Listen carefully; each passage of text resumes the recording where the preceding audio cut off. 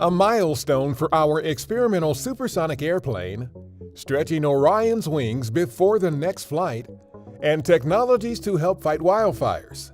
A few of the stories to tell you about this week at NASA. The experimental X-59 aircraft being built for our Quest mission has been outfitted with its lower empennage or tail assembly. Teams can now continue final wiring and system checkouts in preparation for integrated ground testing.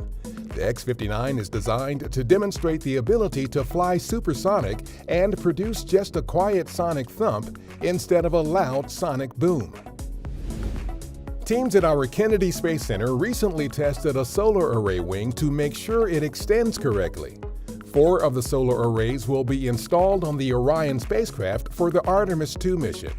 Artemis II will be the first Artemis mission to carry astronauts around the Moon and back to Earth.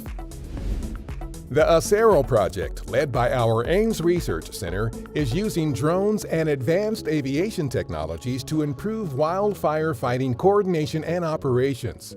Acero's airspace management technologies provide situational awareness to help responders avoid conflicts with aircraft operations.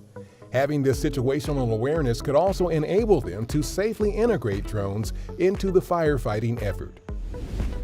Our Lucy spacecraft recently captured its first look at 4 of the Jupiter Trojan asteroids the mission plans to visit. From more than 330 million miles away, the spacecraft spotted Eurybates, Ptolemy, Lucas, and Oris. The asteroids are just single points of light, but the team can still use the imaging data to prepare for the future up-close observations of Lucy's targets. That's what's up this week at NASA. For more on these and other stories, follow us on the web at nasa.gov/twan.